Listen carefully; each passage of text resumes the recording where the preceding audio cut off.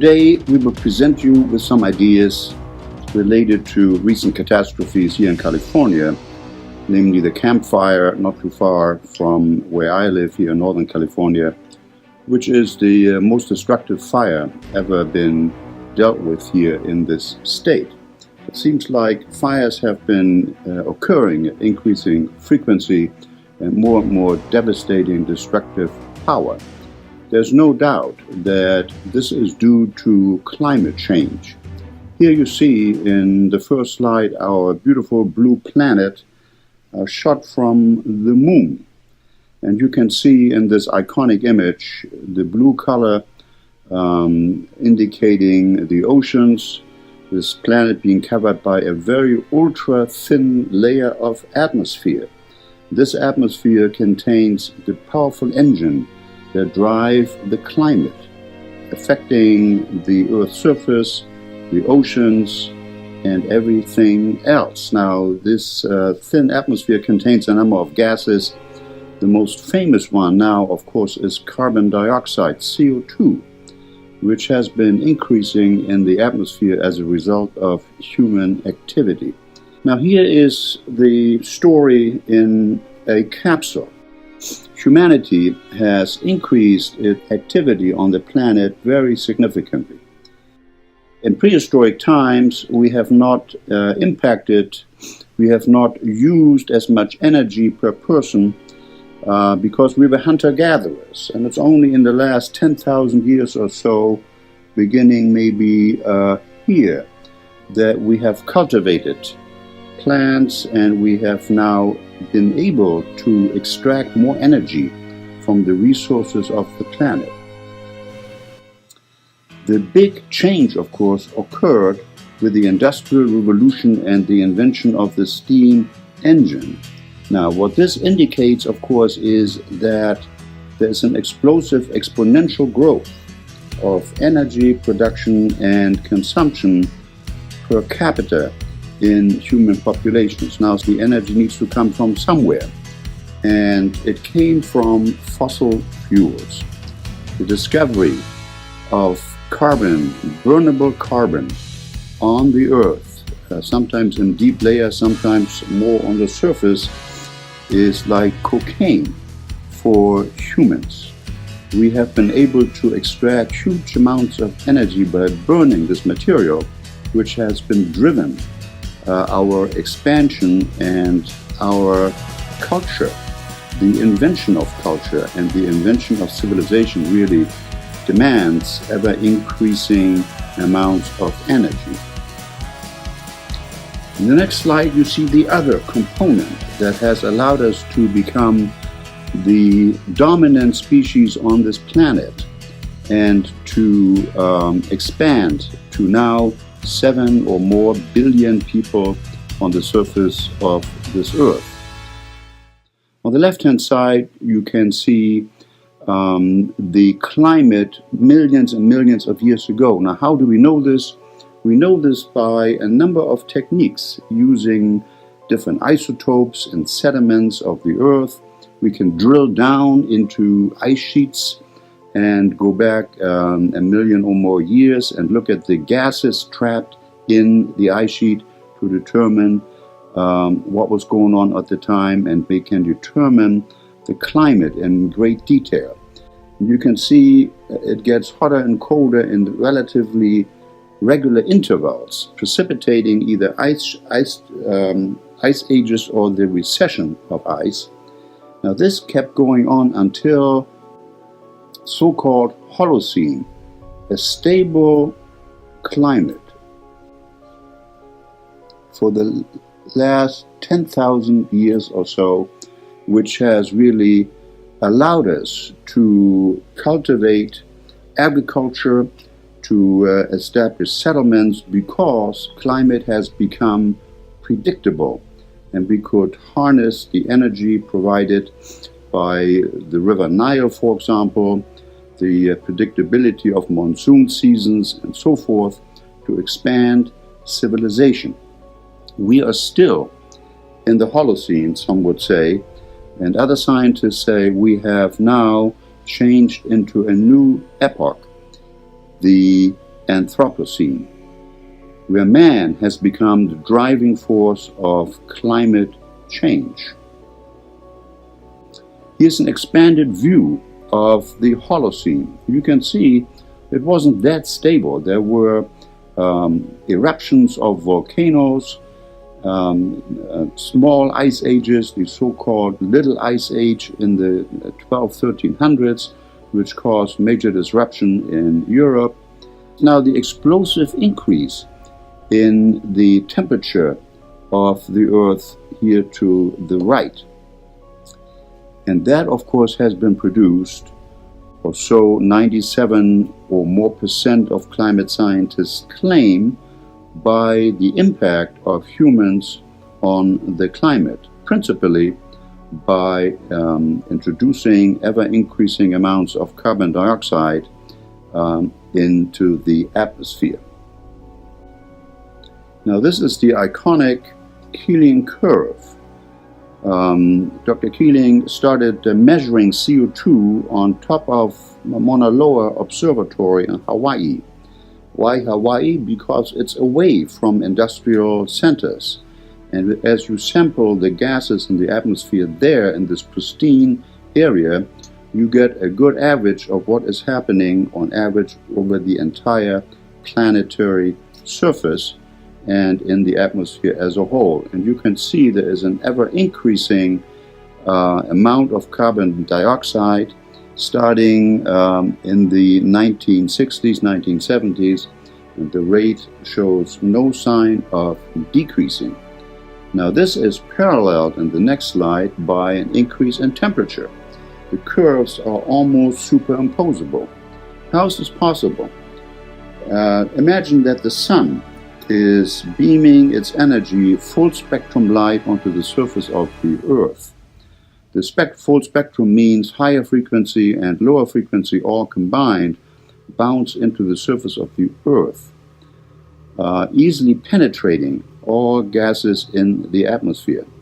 However, as the Earth is radiating back into space, lower energies in the infrared range cannot penetrate carbon dioxide in the atmosphere. Carbon dioxide is a heating blanket that is shrouding the entire Earth. So as the long wave energy bands try to escape into space, they get stuck, cannot penetrate carbon dioxide, and the Earth is warming as a result. Most of the increased heat goes into the oceans. And the oceans have now accumulated a tremendous amount of excess heat that is waiting to explode, so to speak, and exert a major influence over the climate of the planet. Only a small percentage of the energy that is trapped by carbon dioxide is on the Earth's surface, on the rocky surface of our planet. Most goes into the oceans with a number of disastrous consequences. One is carbon, the bleaching of corals by the interaction of carbon dioxide with water. The oceans become more acidic and they become hotter, both factors combining to kill coral reefs on a massive scale, which then, of course, endangers the livelihood of fish, fish species living off those coral reefs. And we may soon be out of seafood if we cannot stop this effect on our coral populations. The other effect, of course, is as the oceans warm, they melt ice. Now, this is a so-called feedback factor, as I will explain to you in a minute. It's now estimated that Greenland, the ice sheet in Greenland, is losing about 1 kilometer square per day of ice. Now, this is largely sea ice, and sea ice, of course, as it melts, will not increase sea levels, ocean levels. Only as ice on the land mass of either the Arctic or the Antarctic melts into the sea, we will see substantial increase in the water level of the oceans. In the next slide, you can see what has happened up to the year 2018. This is looking down onto the North Pole, and we have lost a tremendous amount of square mileage. Now, why is this important? Because of the so-called albedo effect. Ice, being white, reflects incoming energy from the sun. The oceans, however, are extremely absorbent of energy, and all the increased ocean surface that we see here exposed lead to an accelerated warming of the Arctic. It's been estimated that the Arctic warms much faster than the rest of the planet, leading them to further abolishment, further reduction, I should say, of the ice sheet. And this is an effect that happened in the last 15 years. It's estimated that perhaps in the next few years we will have an ice-free Arctic. Now, there are those in the fossil fuel industry who say, well, that's just great. That will allow us to drill into the Arctic ocean bed and perhaps extract more fossil fuel that can then further drive the increase of temperature on the planet. Here is a plot of the decrease of the ocean ice cover in the Arctic. On the right-hand side here, you see the different climate models predicting the decrease in the surface ice of the Arctic. There's something wrong with the climate models because they underestimate the rate of decrease of Arctic ice tremendously. These are here the observed data. You can see that the acceleration of loss of Arctic ice is much faster than predicted by climate models. Now, these climate models are used by the Intergovernmental Panel on Climate Change, IPCC, to give advice to countries, to governments and lawmakers as to what to expect in terms of climate change given the CO2 emissions that the countries of this planet are emitting. And so the models tend to underestimate what is going on. There is another very dangerous and looming consequence of the loss of ocean ice in the Arctic, namely the thawing of permafrost. The Arctic is ringed by an area going far into northern Siberia, which is permanently frozen. In this so-called permafrost area are huge quantities of another greenhouse gas, which is perhaps tens to 100-fold more potent in terms of warming our Earth than CO2 itself. It is methane. Now, methane is not stable in the atmosphere. It will decay in perhaps 10, 20 years to lower levels, and it's kind of difficult to exactly predict how potent the impact is. However, it's much more potent, especially in the initial phases as it gets released from permafrost, than CO2. Now, there is much more of these methane in the permafrost regions than the entire CO2 in the atmosphere. So you can imagine what would happen if you release all these methane suddenly. You will have a runaway hothouse Earth, perhaps reminiscent of the planet Venus, which has a surface temperature of several hundred degrees of Fahrenheit. Here you see a glacier in Montana called the Glacier National Park, and you can see that the glacier has essentially almost completely disappeared. I have observed this myself going to Switzerland. Switzerland is an alpine country. This glacier is getting shorter by 50 meters or more each year. And you can calculate that in 100 or 200 years it might be totally gone as well.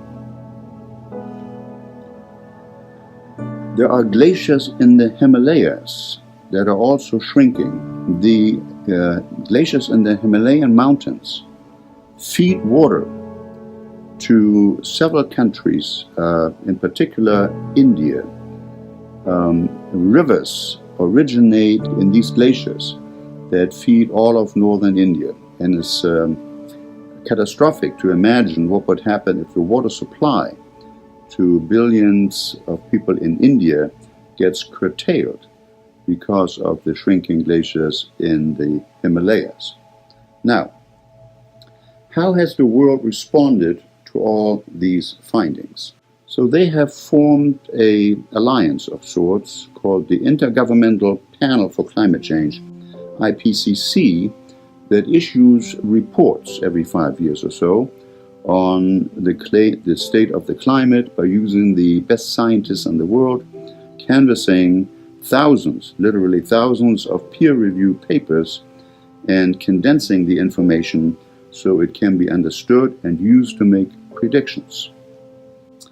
Based on these findings, there was a conference in 2015 in Paris, one of the climate change conferences that happen every so often. So this was COP21.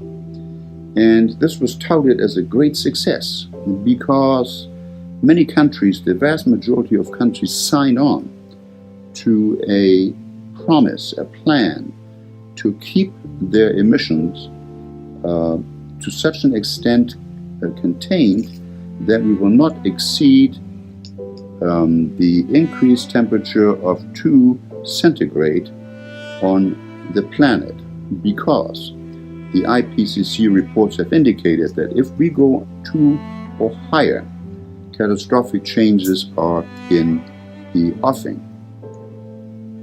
This is the status. The United States also signed on to this climate change agreement. Other meetings like this, like in Kyoto and Copenhagen, Denmark, predecessors to these meetings have failed. So this then was a success of sorts. Now, very recently, the current administration of the United States has announced it will leave the Paris Agreement. Now, because of the structure of the agreement, we can't really leave until about 2020. But consider this, the United States is the second largest emitter of greenhouse gases after China. If we leave, this will have catastrophic consequences. Now, the President of the United States has said that climate change is not real, and in fact he believes it's a hoax perpetrated, perhaps by the Chinese, to give him an advantage in the struggle for economic supremacy. Now, James Hansen, who was one of the early pioneers in mapping climate change and calculating predictions, believes that the climate agreement in Paris is really a fraud, because it doesn't take into account feedback loops that occur, but it also is just promises. Nothing has happened in terms of really reducing the CO2 emissions that industrialized countries are producing.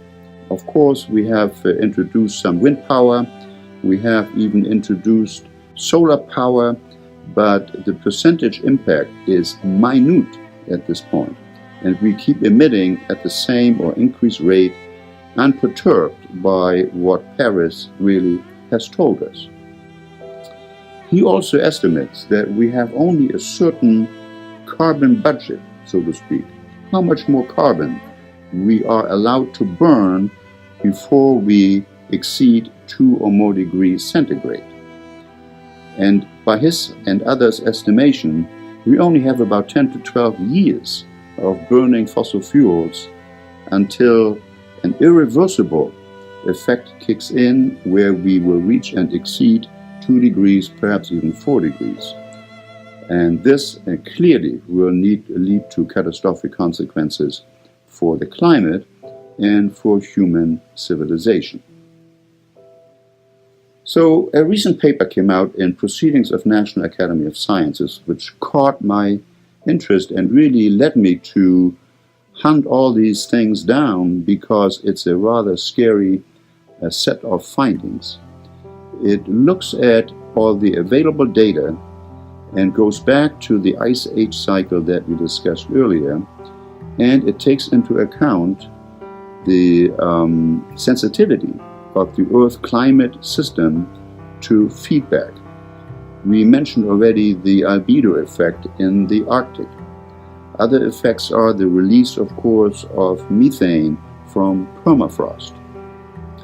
Now, this paper can be condensed into this one figure, and it describes the cycling of the climate on the left-hand side here, as it has been seen for many thousands of years, tens of thousands of years in the human past. Right here, the interglacial cycle going on for 100,000 years or so. We have now escaped this cycle. We will not have another ice age. It's just impossible because of the carbon dioxide in the atmosphere. It now has two possible fates or outcomes. One is we will be able to stabilize the Earth in an area above the threshold for ice age development, stabilized Earth. And that will be a scenario perhaps described in Paris 2015, where we manage our emissions to such an extent that we abolish the burning of coal and fossil fuels by the year 2050, harness all renewable energy, and so forth. However, right now we are on a trajectory more like this, which will lead to something that's been termed hothouse Earth, or runaway global warming. Now, this is not just a nice drawing. This is based on the available science and modeling of the climate using mathematics and making precise predictions with error bars and all that good scientific stuff. Here is another way to illustrate this.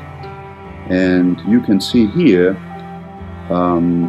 the stability of the Earth system. So if you put all this together, that would indicate we have about 12 years to determine which way the Earth climate will go. Whether it will go into a carefully managed state of some stability, or in an ever-accelerating state of climate deterioration with all its destructive consequences that is, in effect, irreversible. Because CO2 stays in the atmosphere for hundreds of thousands of years. Once a molecule of CO2 is emitted, it will be there, and it will add to the blanket that we have already established, keeping us warm. CO2 also is involved in preventing another ice age from occurring. It just can't happen because of this blanket that we have covered ourselves with. And here are some of these feedbacks outlined. Here is the Greenland ice sheet. This is to occur between 1 and 2 centigrade warming. So we are already working hard on this. Now, the Antarctic is also already losing ice. And if we exceed 2 degrees, we will impact Antarctic ice, and a sea level rise. It's estimated that several hundred million people will have to leave coastal areas and move somewhere else. How do you think countries receiving those hundreds of millions of refugees will deal with them? So feedback is something that the IPCC has not really dealt with very effectively, and is kind of the time bomb that's ticking much faster than we had anticipated earlier. Just in the last couple of weeks, a paper in Nature appeared which indicated that the ocean heat is increasing much faster than we had anticipated earlier. You know, of course, by now that the ocean is the major sink for energy coming from the sun into the earth and being trapped by the CO2 blanket. And the difference is such extensive that the yearly amount represents more than 8 times the world's total energy consumption. So that's how much energy is being stored in the oceans. And you can imagine what will happen with that. The warmer the water gets, the more water vapor is emitted into the atmosphere, fueling hurricanes or typhoons in the Pacific. And as you know, the incidence of destructive hurricanes in the Caribbean and here in the US has increased over the last few years and is clearly a result of climate change. Now, after Paris, the IPCC has come out with another kind of interim report, and it has rung the alarm bells. It made the news cycle on TV for about 15 seconds. Other scandals and other so-called important news took precedence. But this report indicates that we should not dare to go to 2 centigrade degree of warming.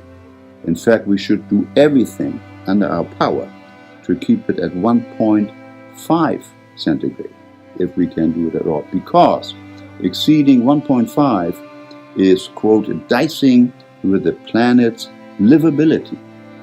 And the 1.5 temperature guardrail could be exceeded in just 12 years, or by the year 2050. So climate change is not in the future, it's here, and it's accelerating. So here then is what this most recent IPCC report says. If we go to the 2-degree paradigm, we will wind up somewhere in here with very significant consequences. We need to stay at 1.5. And what does that mean? It means a massive restructuring human activities on this planet. It means getting rid of all fossil fuel burning in the next 20 or so years. This is not a prediction by some crazy scientist. This is the official organization canvassing 6,000 or more scientists that work in this field, looking at peer-reviewed papers, putting out this, wake up, we cannot go on like this. We cannot build another coal-firing power plant. In the face of this information, of course, the president has indicated that he will leave Paris 2015 climate agreement. So within the next decade or so, the human-caused carbon dioxide emissions need to fall 45% below 2010 levels. By 2050, net carbon dioxide emissions must be 0. As things stand, even if every country met the commitment made in Paris, the current trajectories indicate that the temperature, the average surface temperature of the planet, will increase 3 degrees above pre-industrial levels. So as Dr. Hansen indicated, even if we saddle up and get going and work with immense dedication, restructuring the way we live, the energy already stored in the oceans and in the atmosphere, the changes that already have occurred have put us on a trajectory of more than 2 degrees centigrade, with dramatic consequences for our way of life on Earth, many of which are unknown at this point, but none of which are favorable to sustaining civilizations in the long run. Here's China, which is still doing the coal burning in power plants. Now China has made progress and is ahead of us in solar power and in other alternative energies. The US here on the right panel, you can see coal still plays a role. However, it's decreasing over time, but oil and gas, of course, are still quite predominant. You don't see any decrease here in these panels of fossil fuel emissions. And you can see India. India is kind of the wild card. India is climbing out of mass poverty and rapid industrialization. There are more than 1 billion people in India. And if you tell them, well, sorry, you cannot go into the middle class way of life because it costs too much energy, do you think Indians will accept that? Of course not. In order to come up with some kind of reasonable explanation for how we get to being here and what is it about our brain, our psychology, that got us to this point, I will now show you 2 videos.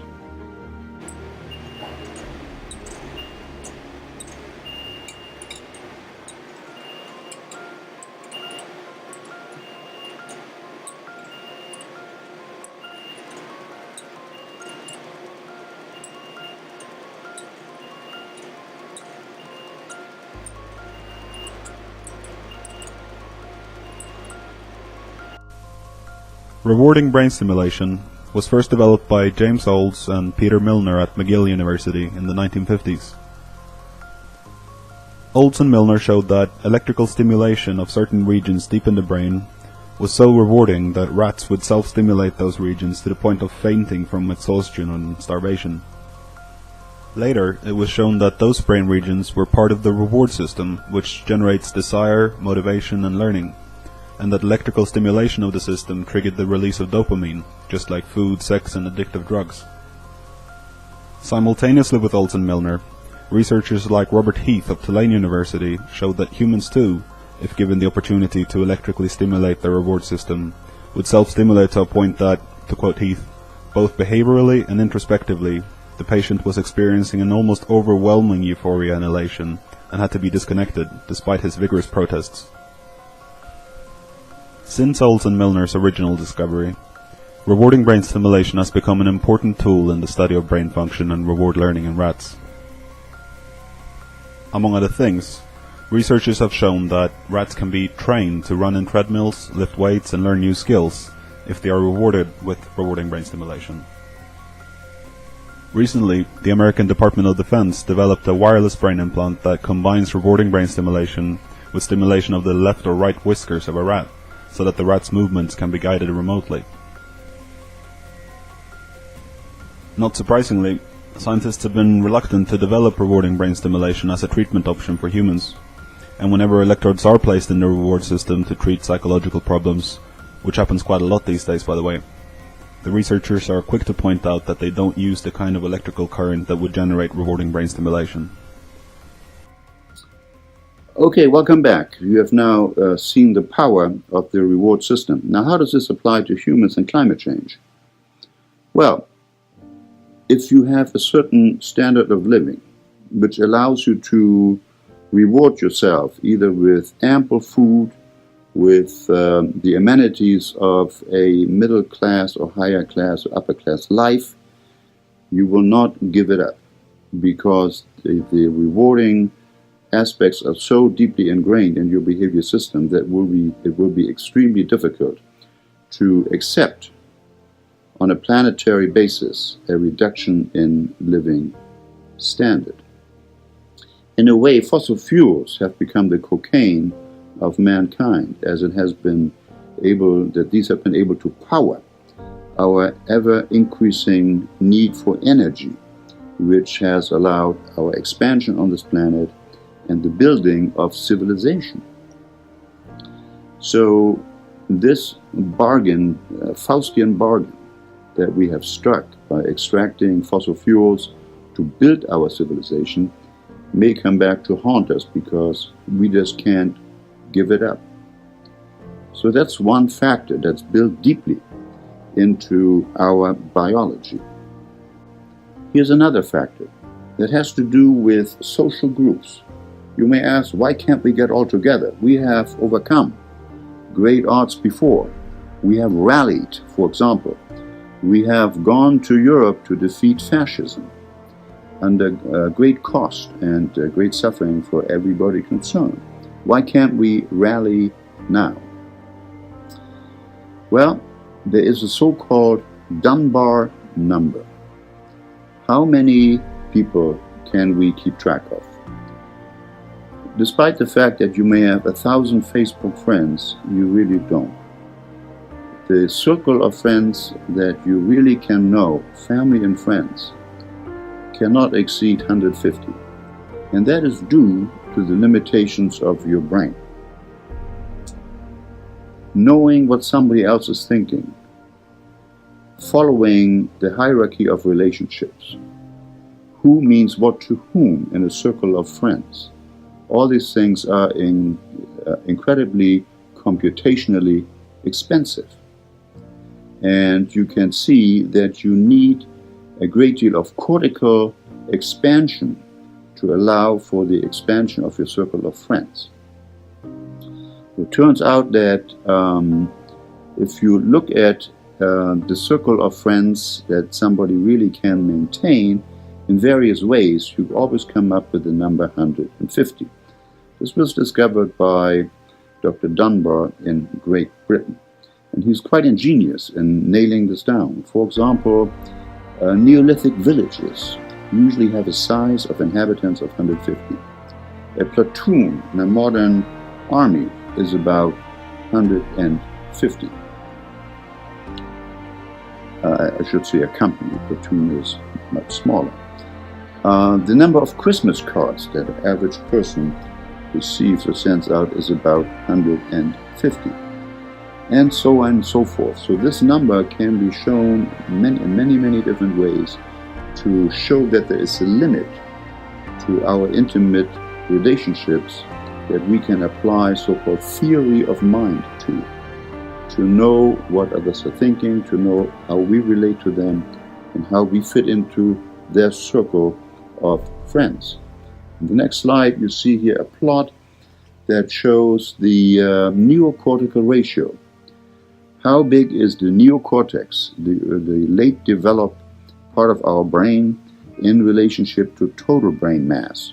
And you can see that humans are on the far right side, showing that the mean group size that allows us to go to 150 is a log linear plot with our neocortical ratio. Other primates have smaller group sizes that they can manage. So we have a built-in limitation as to how large our circle of intimates can be. Now, these are people that we really care about. If we want to extend empathy and caring to larger groups, we need to tap into very different resources. The other is tribalism. We are organized in tribes. Maybe that is in some way related to the Dunbar number. We like to be with people who are like us, that think like us and share the same beliefs. Now, here is a rather catastrophic finding, and that is that Democrats and Republicans in this country disagree with regard to the reality of global warming and climate change. So Democrats say yes, it's probably real and we should do something about it, and Republicans say no, it's not real. Now, These are people with the same intelligence, growing up in the same culture, being exposed to the same science, getting the same news. Maybe not getting the same news, but having the availability of all the data, and come up to profoundly different conclusions because tribal membership trumps scientific information anytime, as you can see in this slide. Now, this is being exploited by the so-called merchants of doubts. You may remember that many years ago there was a great campaign by the tobacco companies to try to undermine the science of the link of smoking and lung cancer. This is now settled, but it took decades for the public to be won over because a little bit of doubt, like saying the science isn't settled yet, or my grandmother smoked all her life and never had cancer. A little bit of doubt can be easily harnessed by those who don't want to believe or are suspicious of science to disregard scientific finding. This is going now on with climate change on a large scale, driven by fossil fuel companies, supported by certain think tanks that think nothing of misrepresenting science and telling you that it's perfectly okay to continue to burn fossil fuels. So what then is needed is a huge Manhattan-style project to clean up our atmosphere.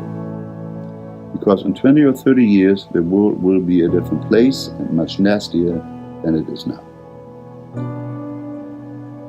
According to a recent surveys, 41% of Americans are unwilling to spend a single dollar on amelioration of climate-induced changes. Now, as we discussed before, evolution did not design our brain to recognize this kind of a problem. This is a problem that is elucidated and highlighted by science. We're not good at science. We are particularly bad at science that involves feedback loops and exponential changes. Human brain is not built that way. We perceive things that develop gradual, at slow speeds, that we can observe with our own eyes. Global warming doesn't fit our brain alert system. It doesn't offend our moral sensibilities. It doesn't cause our blood to boil because it's just data. It's numbers. It's really nobody's fault, and it's very difficult to wrap your mind around. And this, of course, lets us continue on this path. Now, Daniel Gilbert is a psychologist at Harvard. I think he put his finger on it when he says that if climate change were caused by gay sex or by the practice of eating kittens, millions of protesters would be massing in the streets, pointing out that climate change does not induce moral revulsion. It doesn't tap into our system of wanting to do something about it. It's just a cold or hard fact that doesn't speak to our moral sense, making it difficult for us to act and be revolted together. Recently, an article appeared in Nature Climate Change, which is one of the major climate change journals, dealing with climate change and moral judgment, very much like in the Daniel Gilbert mode. And it states that there are a number of psychological challenges that make it difficult for us to act. One is that climate change is abstract and cognitively complex. Humans hate complexity. And if you give us a solution to a complex set of data, we will subscribe to it very easily. That's what the fossil fuel industry, the climate deniers, are banking on. The other one is the blamelessness of unintentional action. So nobody really planned this. It's nobody's fault. So we are not really aroused by it. Then guilty bias. So we hate to feel guilty about what we're doing. We hate to feel guilty about buying another SUV, and therefore we rather deny the impact that this may cause. Uncertainty, any level of uncertainty, even fake science uncertainty, will breed wishful thinking. Well, maybe it's not so bad. We will come up with something. We will come up with a technology. We always have. And we will this time as well. And then, as we discussed earlier, moral tribalism is rampant right now in the United States and is increasing in viciousness, severity, and destructiveness. The other one is the long time horizon. Well, 2120, that's a long time away. Well, as I told you, it's not that far away. It's actually more like 2030, which all your children will see. Many of you will see.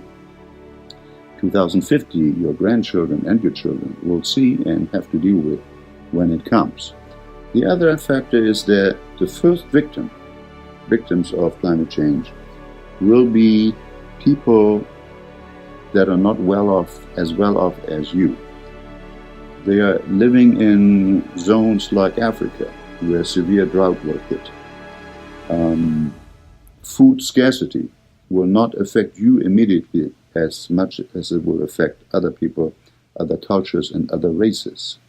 So our outgroups fall by the wayside. We do not pay as much attention to them.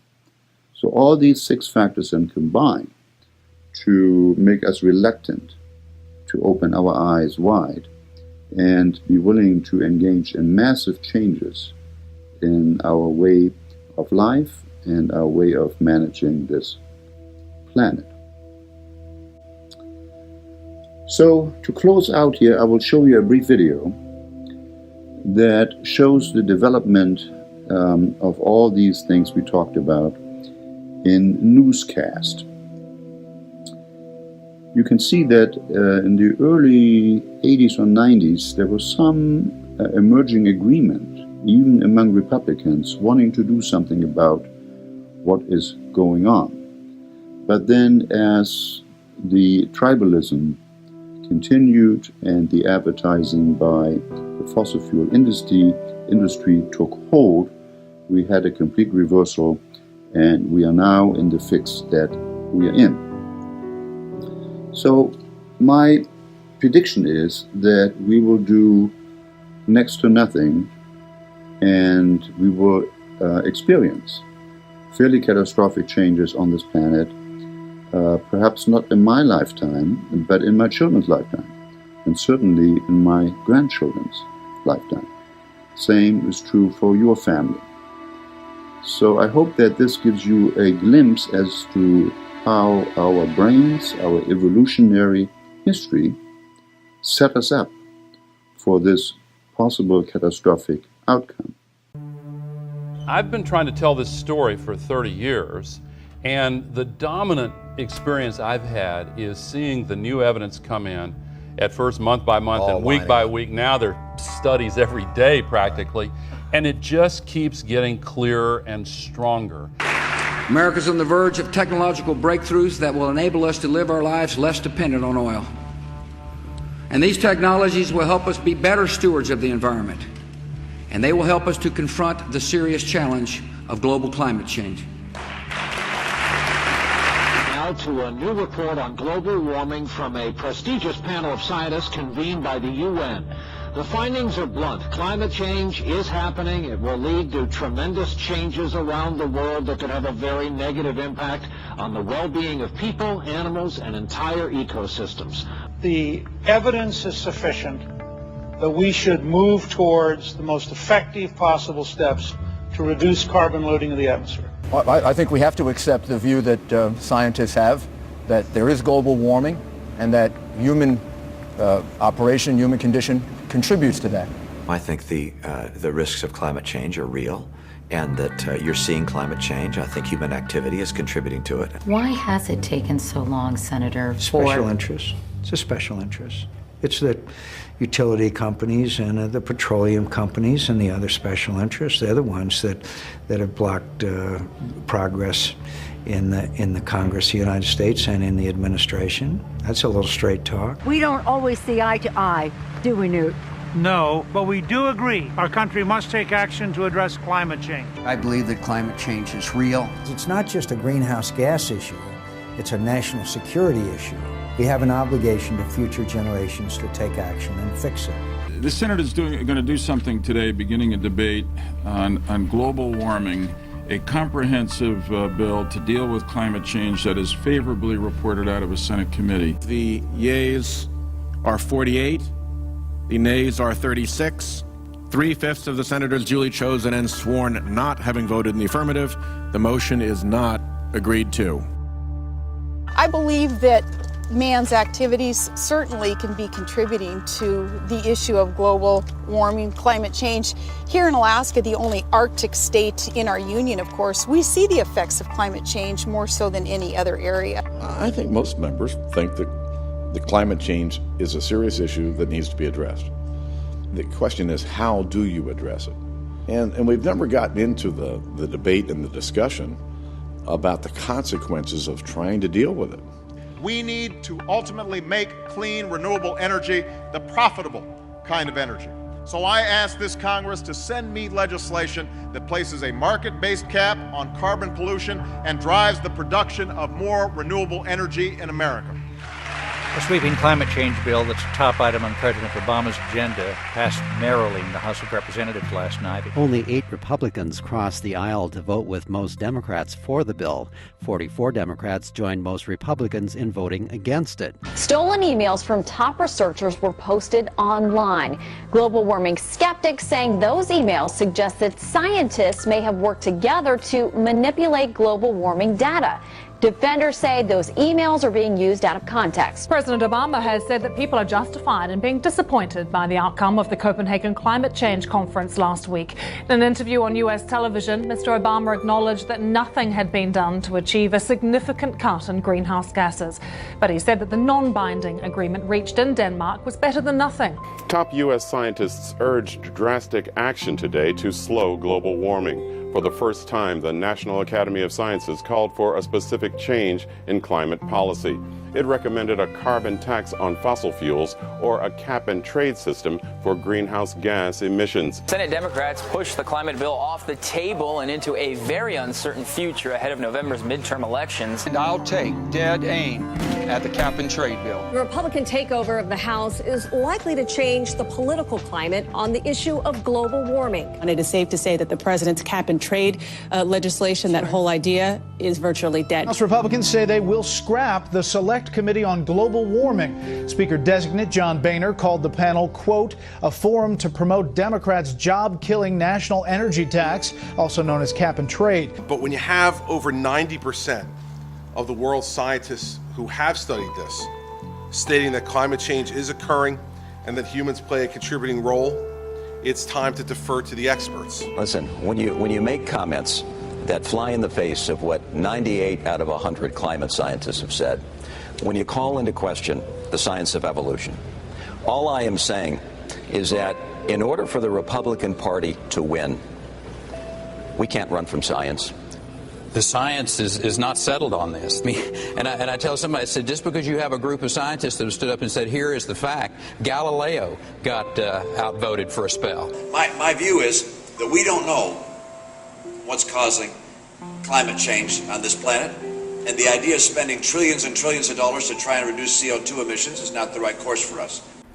The White House today finalized new gas mileage standards that would eventually double the fuel efficiency of new cars and trucks to an average 54.5 miles per gallon by 2025. Obama can't get through climate change legislation, so the EPA is going to use its authority to do what it can in that regard. President Obama promised to begin to slow the rise of the oceans.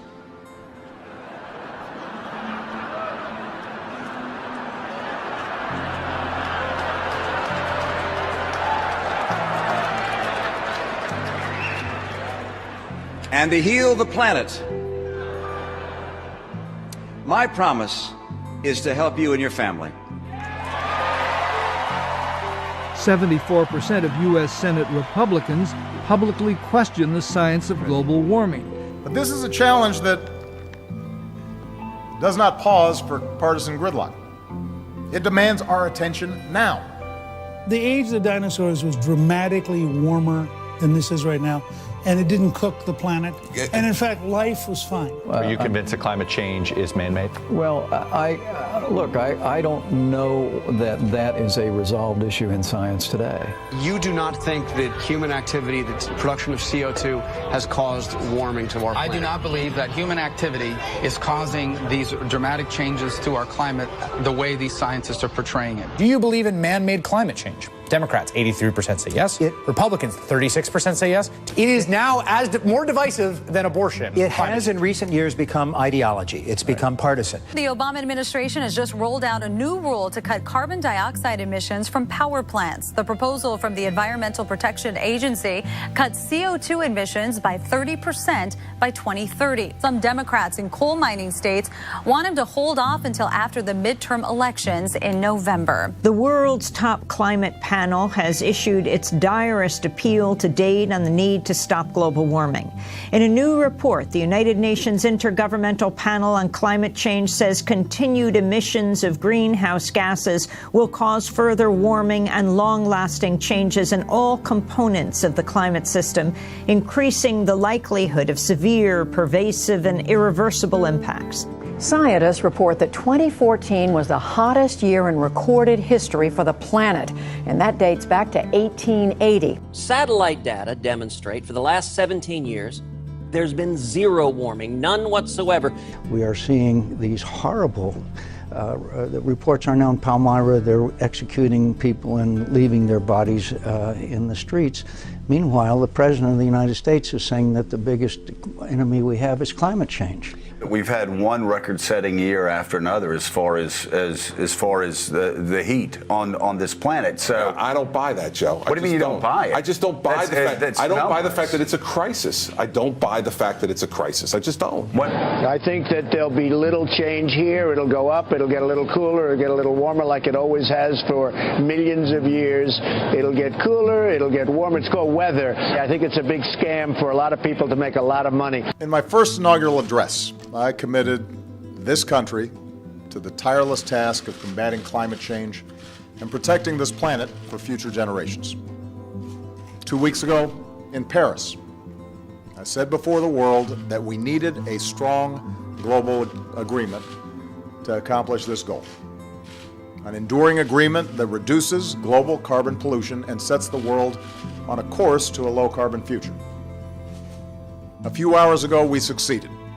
The question now, is this agreement just paper, or will it lead to crucial steps needed to make it something truly historic? Feeling the heat? So is planet Earth. Federal scientists announced today that 2015 was the warmest year on record, with land and ocean temperatures nearly 2 degrees above average. A major setback tonight for President Obama's climate change initiative. The U.S. Supreme Court stepped in to put the centerpiece of President Obama's climate change agenda on hold, pending the outcome of judicial appeals in the lower courts. Trump's statement comes just a couple days after he released his first energy plan. He says he would, quote, cancel the Paris climate deal and promote more fossil fuels in the United States. Donald thinks that climate change is a hoax perpetrated by the Chinese. I think it's real. Please, we cannot keep sending climate deniers and defeatists to Congress or state houses, and certainly not to the White House.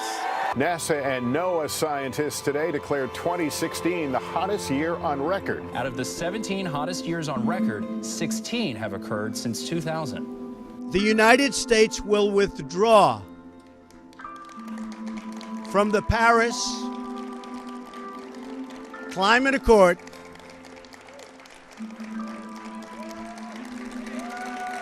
Thank you. German Chancellor Angela Merkel called it extremely regrettable. Canadian Prime Minister Justin Trudeau called it disheartening. And the Vatican went further, saying Mr. Trump's decision was a disaster for everyone. Meanwhile, President Trump is ending Obama's signature environmental policy that limits carbon emissions from power plants that burn coal. Speaking to an audience in Kentucky yesterday, EPA Administrator Scott Pruitt said that the regulation violated federal law and declared that the war on coal is over.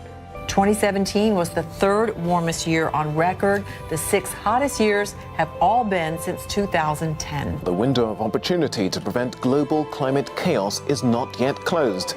But according to a landmark report, it will require action on an unprecedented scale. The message is over to governments at this stage. We've told you the scientific facts, the evidence, the costs. It is up to the governments now to decide what to do with it.